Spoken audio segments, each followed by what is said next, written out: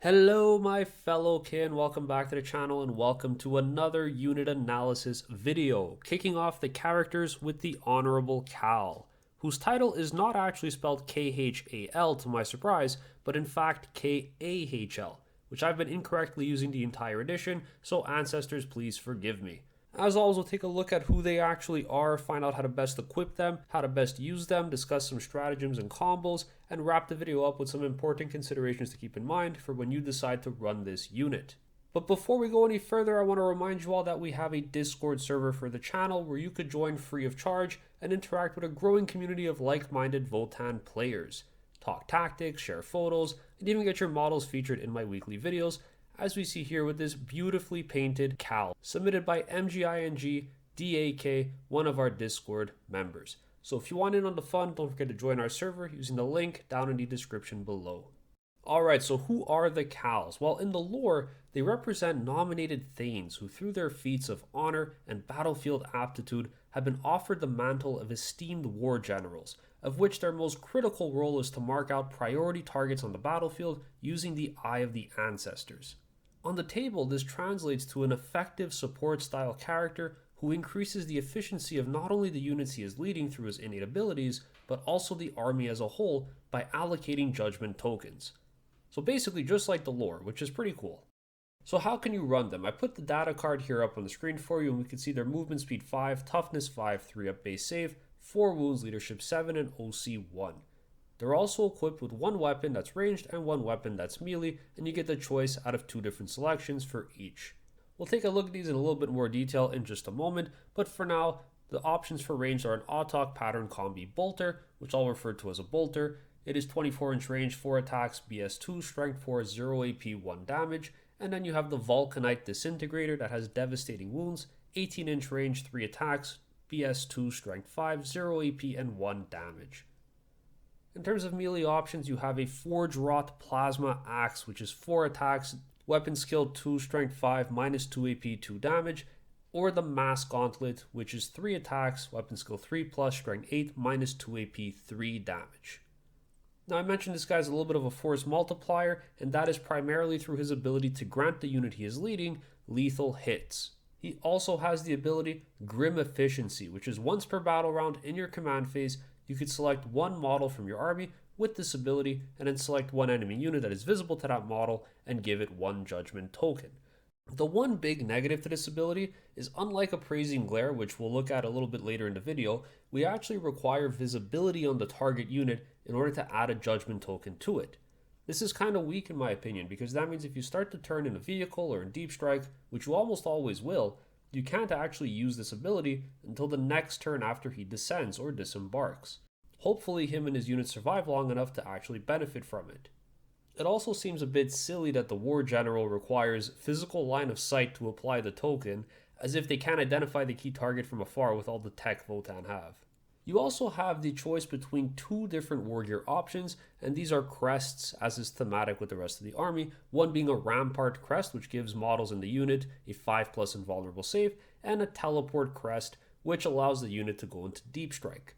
To wrap things up with the Kahl, he also comes with a 4-up invulnerable save to himself on his data card. All that said, you get a nice little character who's a force multiplier and provides decent utility for 70 points.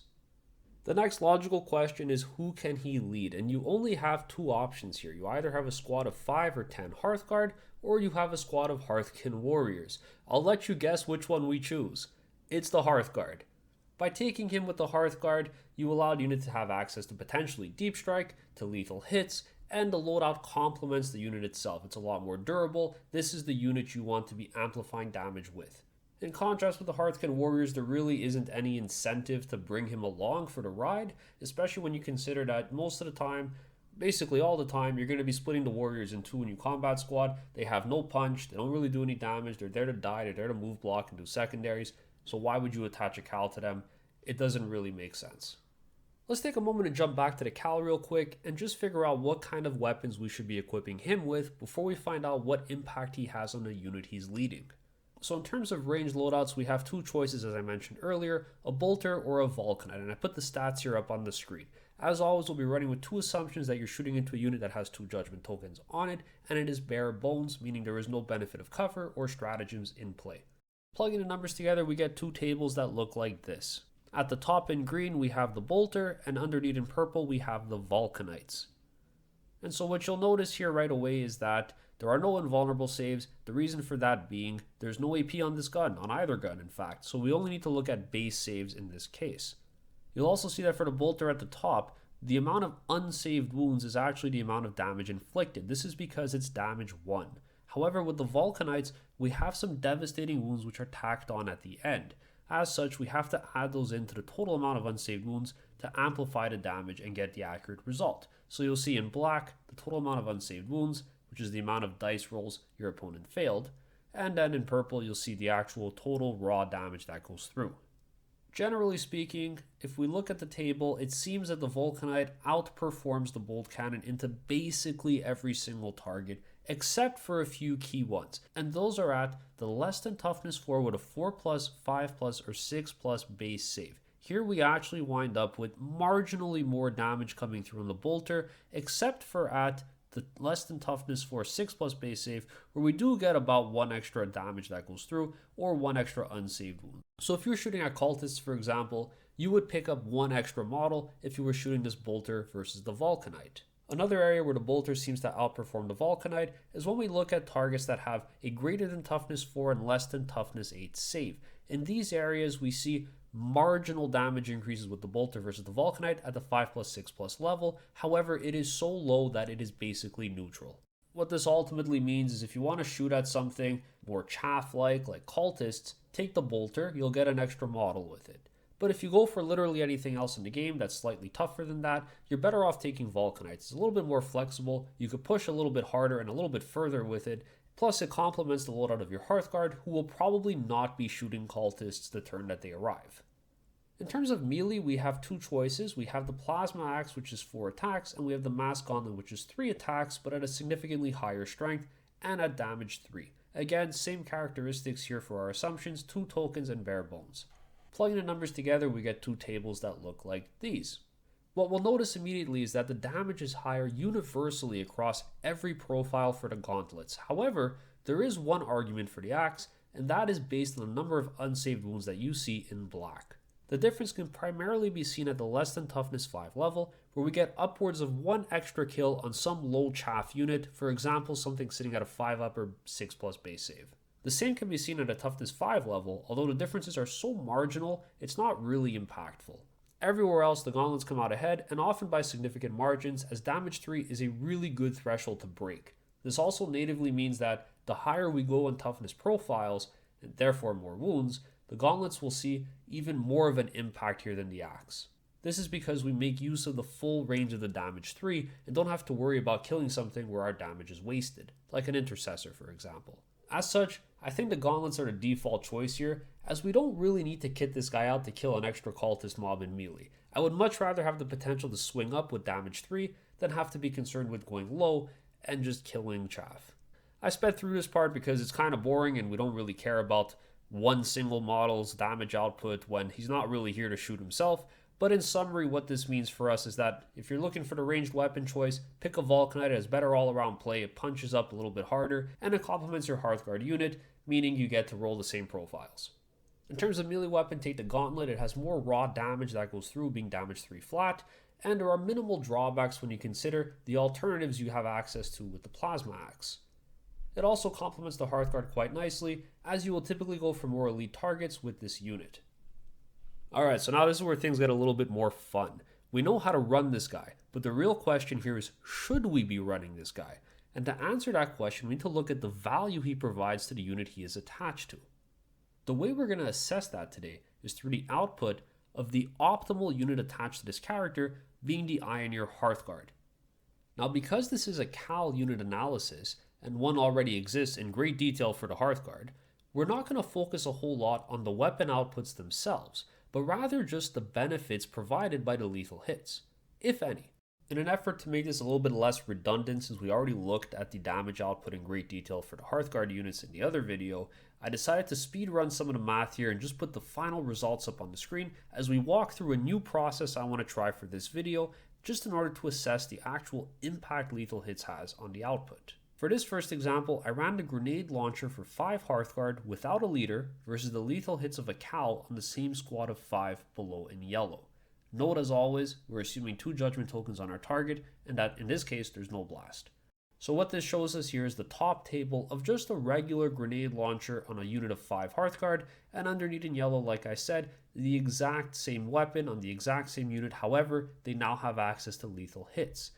A small note to keep in mind here is that when the damage profile of a weapon is 1, kind of like what we saw with the Kahl when we were looking at what weapons he should take, the raw damage is simply equivalent to the amount of unsaved wounds your opponent takes. So plugging in a real example, let's say we shoot at a squad of less than 5 intercessors in order to emit the blast, we can see that the non-lethal hit damage inflicts 3.24 unsaved wounds at damage 1, which is just 3.24 damage, killing an intercessor.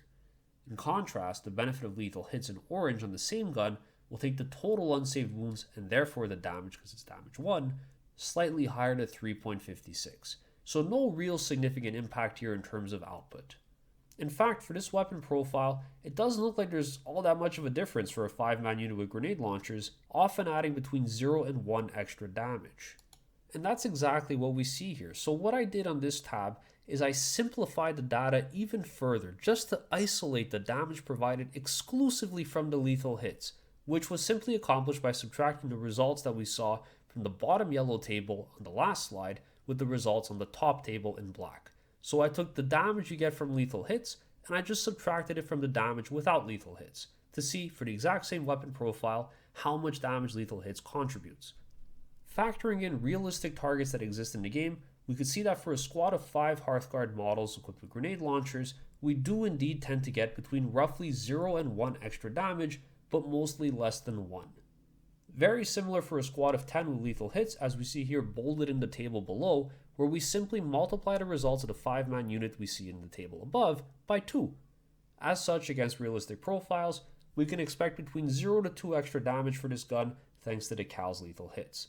So as we might expect, a little bit more value here with the bigger 10-man unit, although it's quite marginal in the amount of overall firepower.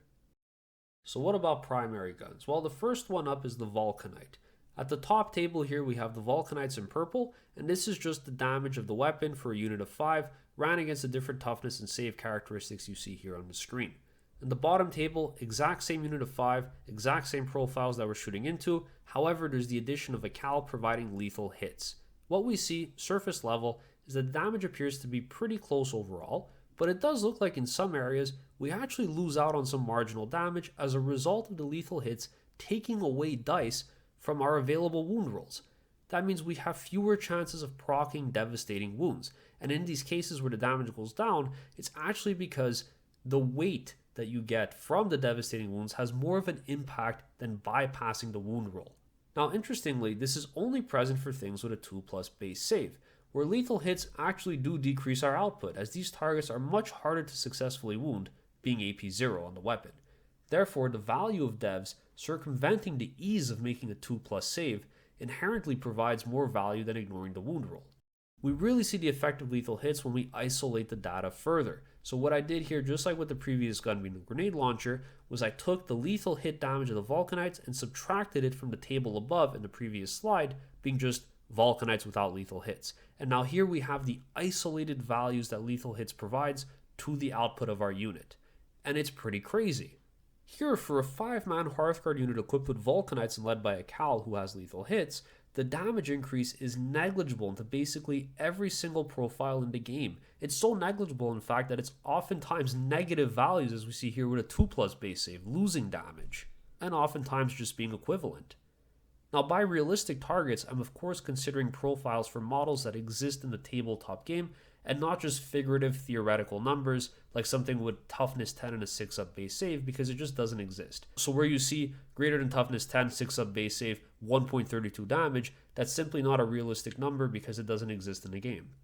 So being mindful of that, the damage increase is absolutely negligible, even being completely neutral in many instances like we see highlighted on the screen.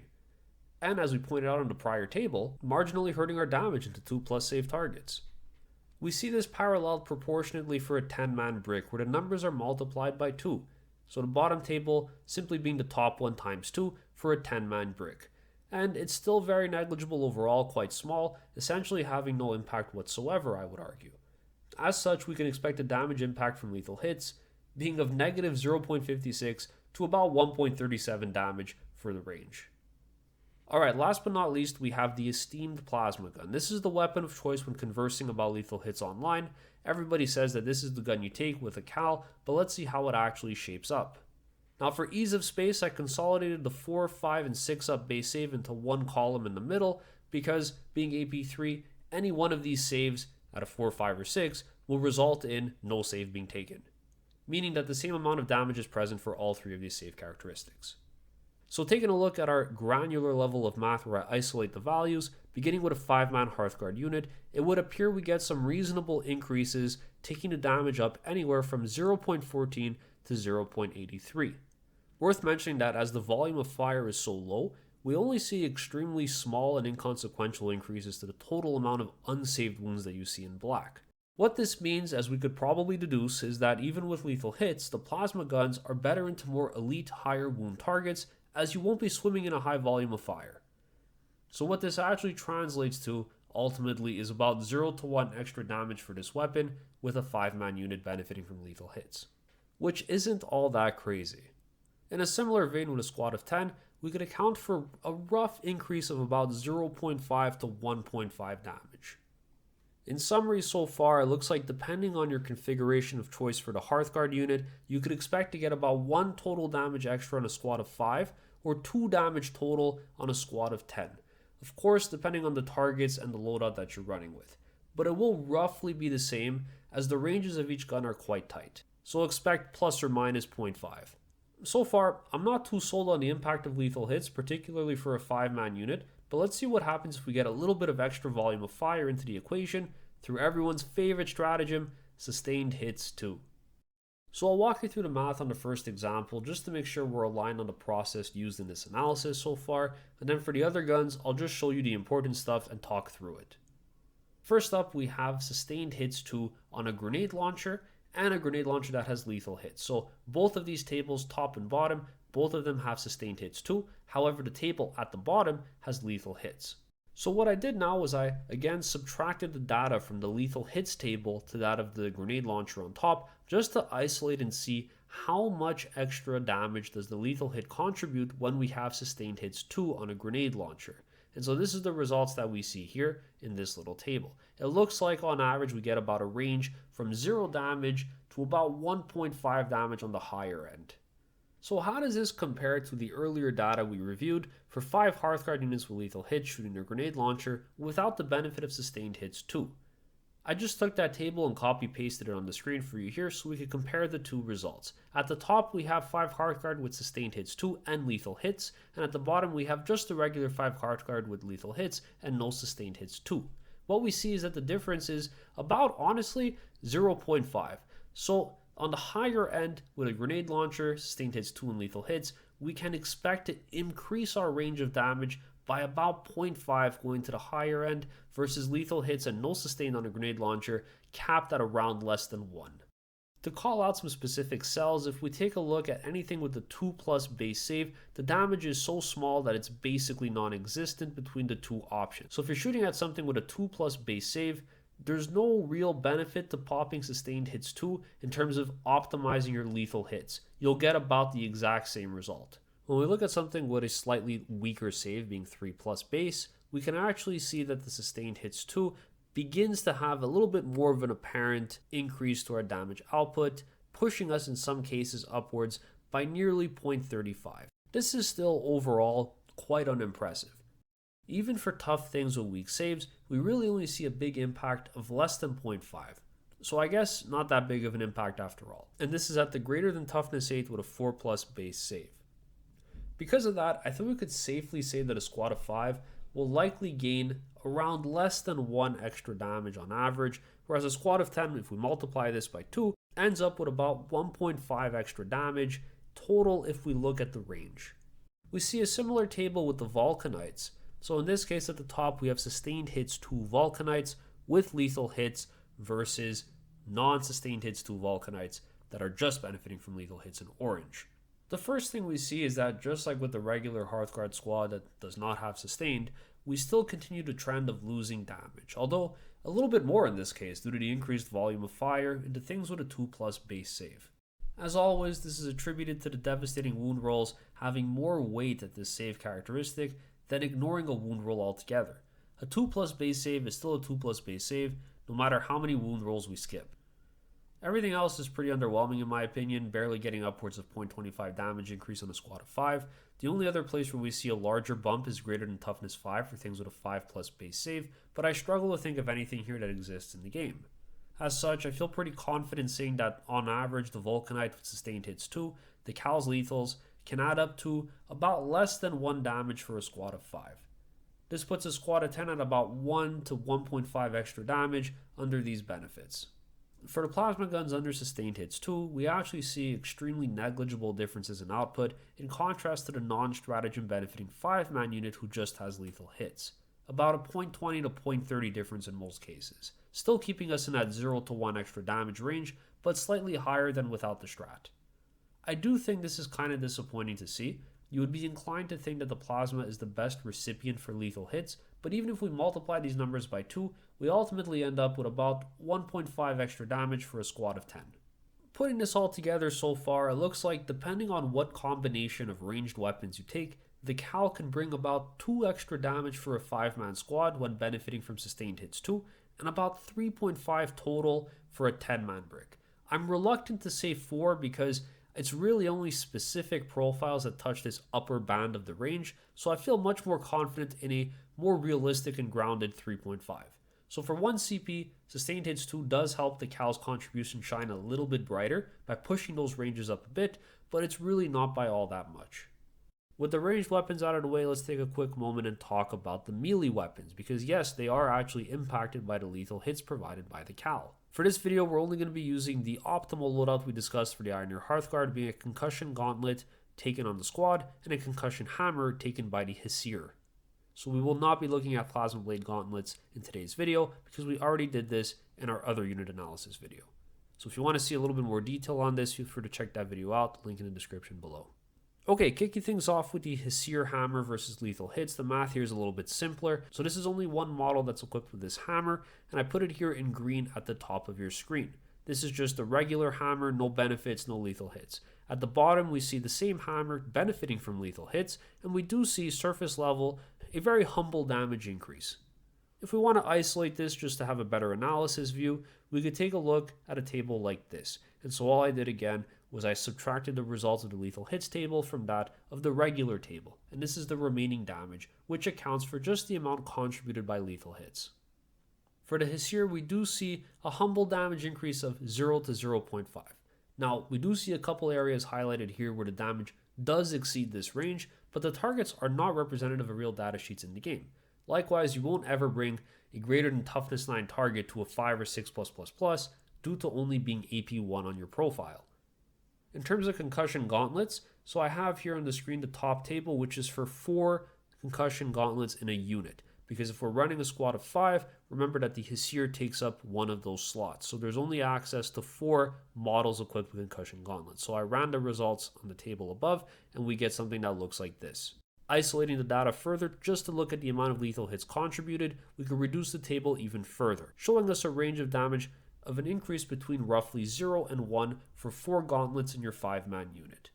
Now, one profile I actually find this setup to be particularly impactful for is when we look at something that's toughness 9 at a 2+ or 3+ base save. So here we actually get some pretty significant numbers, being 0.67 and 0.89 extra damage respectively, taking us quite reliably close to gaining an extra damage on average.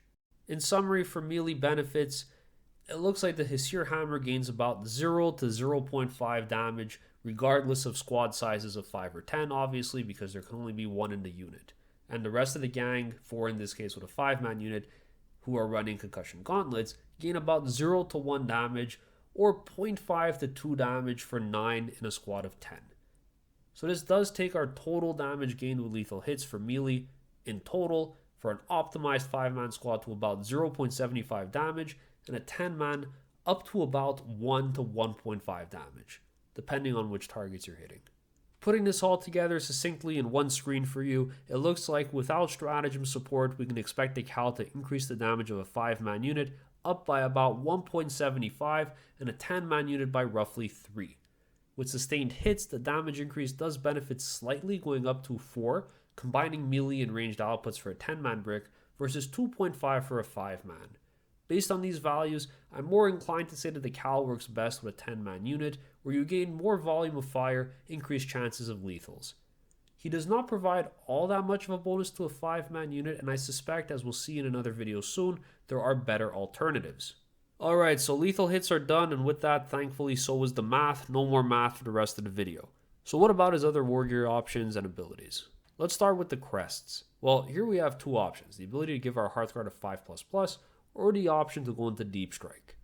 It's important to keep in mind that the Hearthguard themselves have a very similar crest option on the Hesir of the unit, allowing the choice between granting that sole model of 4++ or giving the entire unit Deep Strike. Now, you may at first be thinking that a 5++ is an auto-include, but I would actually disagree. See, the Hearthguard themselves sit at a very durable 2+ base save. This means in order for you, without cover, without void armor, to be pushed beyond a theoretical 5+ save would require your opponent to hit you with AP4 weapons.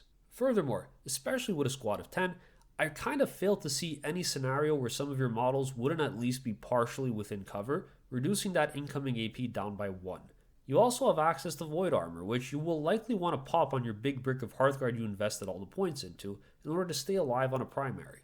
Which means in reality, for your 5++ to actually come into effect, you would need to be hit by something at AP-6 in shooting or AP5 in melee. I really can't think of that many things that would elicit that level of an armor save on you. That said, of course, if you did not have access to accessible cover for some reason, or you were out of CP or needed it elsewhere, it could be helpful for sure. But then again, it would still require your opponent to at least be AP4, so it's just something to keep in mind. Alternatively, you can opt to take a teleport crest on the Kahl, which in turn allows your Hearthguard brick to take a 4++ save on the Hesir instead. We've actually been seeing this trend for large 10-man bricks, and with pretty good reason. The logic here is that we want to have the ability to front load our save onto the bodyguard unit, potentially allowing you to soak a rare high AP shot or hit beyond access to cover and void armor that would otherwise take you to that 5 or 6+ save. Essentially, this gives you a 50-50 chance of making it at a 4+ save instead with that model. Ultimately, it trades the rarer 5++ that applies to everyone for something a little bit more relevant, being a 4-up save, but scarcer since you only get to use it on one model. You can't really go wrong here with what you choose, but just keep in mind the rationale behind both choices. The last ability I want to briefly add to is Grim Efficiency, which I identified in the beginning of the video as being a little bit underwhelming. Because of the requirement to proc in your command phase on a visible unit, this means you'll only get to begin using it once your unit has entered the board, on the following turn. So what happens if you come in turn 3 and you kill the only visible target on an objective? What if the other available units in the next command phase aren't relevant to the endgame? I think this ability also encourages you to run the Kahl in a much larger brick of units, because the native survivability you gain through the extra models means you could last a little bit longer on the board and potentially get more value out of this ability. More rounds alive equals more rounds of applying. I will say one really cool combo with this ability, when it does work, is when you pair it with the enhancement Appraising Glare, which allows you to pick an enemy objective and units count as having one extra token on that objective. So I definitely see a world where you run multiple units of Hearthguard and Deep Strike, of course, use this ability on the first squad as a sort of a spotter for the next unit that comes down, then you glare an object, next command phase you mark it with Grim Efficiency, and then you bring the next heavy hitter unit down to nuke it. Could be a nice way to catch an opponent off guard by instantly taking him up to 2 tokens. In terms of enhancements, I would say there's only really 2 choices you want to put on a Kahl. The first one being Appraising Glare, which as we just mentioned allows you to put a judgment token on an enemy objective and everyone counts as having 1 extra. The reason for this, you could self-combo with your own native ability to add a token, and so this unit himself applies 2 tokens out every turn. Pretty cool. The other option, which is the one we see most commonly taken on the Kahl with a 10-man brick, is Grim Demeanor, A lot of Grims in this army. But what Grim Demeanor allows you to do is essentially ignore any modifiers to your profile or weapon characteristics. This is massive when you committed over 320 points to a unit. You want to make sure you get as much value as you can out of it, and that you ignore things like -1 to be hit, -1 to wound, or half damage. Absolutely massive boost to your damage output and just the efficiency of your unit as a whole. Alright, to wrap the video up, I would strongly recommend you run your Kahl's loadout with a Vulcanite and Gauntlet, which allows for the most amount of versatility into the most amount of targets. The Kahl's ability design favors leading a 10-man Hearthguard brick over a 5, in which case, through lethal hits, you can expect to see around 1 extra damage gained in melee output and about 2 extra damage gained in shooting. Popping sustained hits can allow lethal hits to contribute upwards of 1 extra damage against your target for added value, but you might be a little bit disappointed to see that it's not all that much of an increase, so you don't necessarily want to just run the Kahl in hopes of getting a bunch of lethal hits that go through. On average, the contribution is minimal. In terms of crest selection, evaluate the need for a unit-wide 5++ at your 2+ base save versus having a single model having a 4-up invuln instead. Like I said, there's no right or wrong choice here. It really kind of depends on your meta, your risk level, the role of your unit, and the unit size. Lastly, Grim Efficiency, while a little bit janky due to when it activates and how, could be a really surprising way when comboed with Appraising Glare to instantly get an eligible target up to 2 Judgment tokens. This could be a really massive boost to your damage output with the unit, especially when you combo it with an enhancement like Grim Demeanor, which is a great choice for this character. It allows you to essentially make sure you make the full use of efficiency out of your Judgment tokens, get full value out of your unit, and absolutely slap. All of this makes the Kahl a really nice little force multiplier in our roster and a formidable war general on the battlefield, with pretty good representation in top competitive lists. As always, if you enjoyed this video and kind of content, please don't forget to subscribe, like, and leave a comment down below. What did you guys think about the damage output the Kahl provides? Was it what you were expecting to see? Are you a little bit disappointed? Let me know in the comments down below. Consider joining our Discord server free of charge to join in on all things Votann related. Thanks so much for watching, and I'll catch you all in the next one.